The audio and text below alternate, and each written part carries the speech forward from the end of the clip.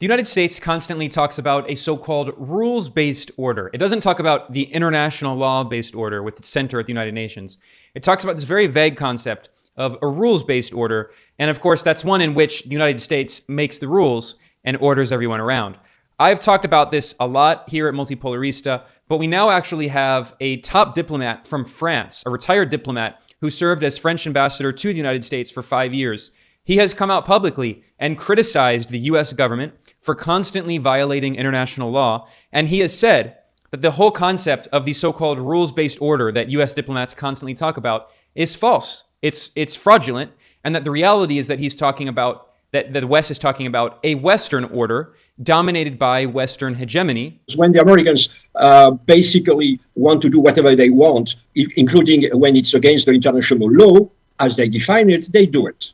And that's the vision that the rest of the world has of this order. It's a Western order, and they accuse us of double standard, hypocrisy. He criticized the U.S. new Cold War on China, saying that it's doing serious economic damage to Europe. On the American side is the development of an economic warfare against China. It's really cutting, making impossible cooperation in a very important critical field. Seen from Europe, there was a concern, in a sense, that the Americans were engaged into a containment policy. Asia doesn't want to be Europe of the Cold War. He called for countries around the world to have more representation at the United Nations and international institutions. He said that the West needs to look at the world through Beijing's perspective and stop blaming China for everything. Maybe that if we try to see the world from Beijing, to put ourselves in the shoes of the other side, to try to understand how they see the world. And he also said that the West needs to get off of its high horses and stop treating itself as the so-called leader of the world. Really trying to get out of our high moral ground and to understand that they have their own interests. Again, this is a top French diplomat. His name is Gérard Araud. He served as French ambassador to the United States. He also served as France's permanent representative to the United Nations. So he's one of the most senior French diplomats. And he made these comments in a very interesting panel discussion with a Washington, D.C. based think tank called the Quincy Institute. It's one of the only think tanks in Washington that lobbies against very war-mongering, aggressive, bellicose foreign policy and calls for more restraint. So the video clips I'll be using in this segment today are all credit to the Quincy Institute. I published an article that includes all of the links, the sources, and transcripts of the quotes that this French diplomat Araud said in his interview. And I have a link to that article that I published at multipolarista.com in the description below, if you want to get a link to all of the sources that I mentioned in this analysis here today. And the image that I used for this article over at multipolarista.com shows the French ambassador Gérard Araud in the White House with former US President Barack Obama, just underscoring the fact that this guy, when you listen to his comments, he is not a minor French diplomat. He is, of course, retired, so he's no longer serving, but he was at the top of French diplomacy. So the fact that he's making these comments is, I think, very important. And it reflects the fact that within the French ruling class, there are people who are very critical of US imperialism. They're very critical of the unipolar order created after the overthrow of the Soviet Union in 1991, in which the United States ruled the entire world. And there are politicians and members of the ruling class in France and other countries in Europe who want the global power structure and economic architecture to be more diversified, more decentralized. Now, I'm not saying that they're all anti-imperialists. Certainly a top French diplomat like this figure, Araud, he's not an anti-imperialist. He is in many ways trying to advocate for what's better for France. And he recognizes that what's best for France is not necessarily what's best for the United States. Those things are not equal.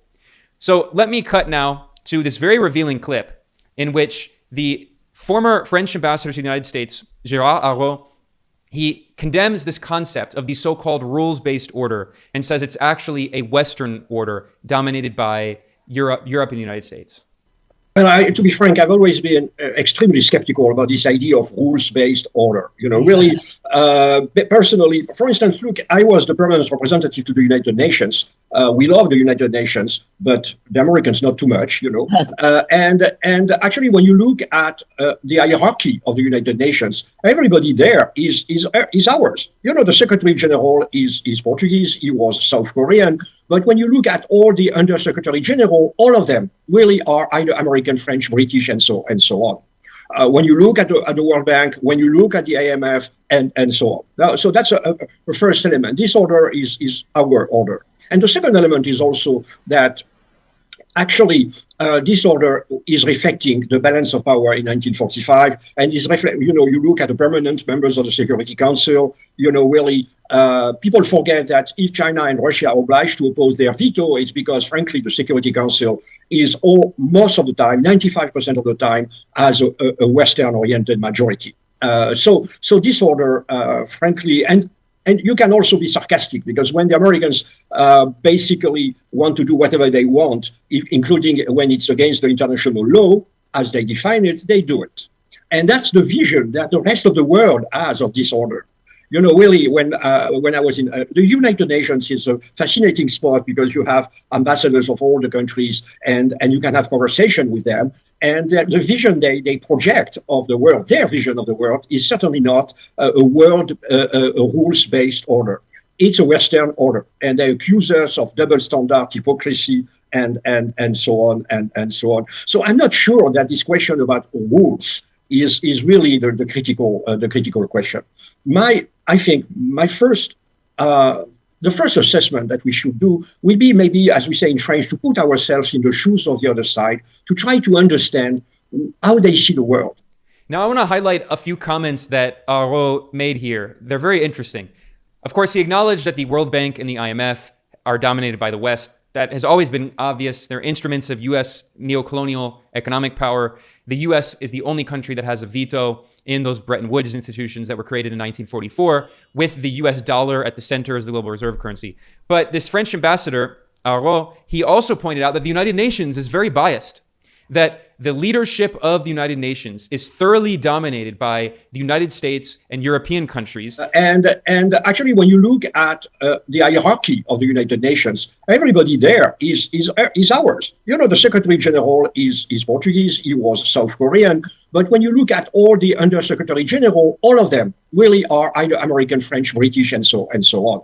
The vast majority of the global population, which is outside of the West, in the global South, which makes up 85% of the global population, the West and its allies, throwing Australia and New Zealand into this idea of the West, it's not just a geographic block, it's a political block that was created.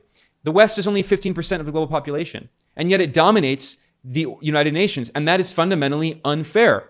That's why this French diplomat pointed out that China and Russia, which are two of the 5 permanent members of the UN Security Council, along with the US, Britain, and France, those are the victors in World War II.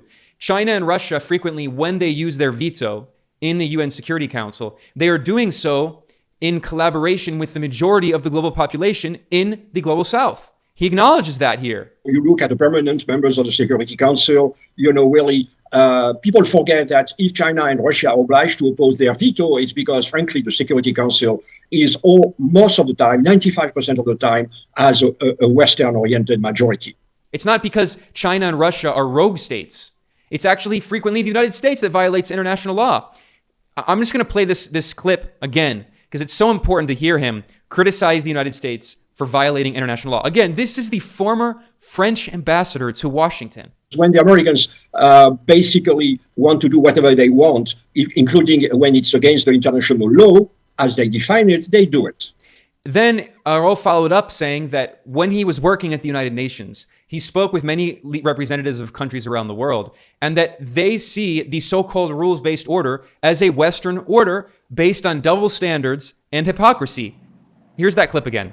Their vision of the world is certainly not a rules-based order. It's a Western order, and they accuse us of double standard, hypocrisy. Here at Multipolarista, I have often said, I've repeated that when the U.S. says the so-called international rules-based order, it means one in which the U.S. makes the rules and orders everyone around. But, I'm a journalist. I'm not a former French ambassador to the United States, which is why I wanted to highlight, again, those very important comments that were made. Because when you hear them from someone with the stature of Arro, I think they have even more authority.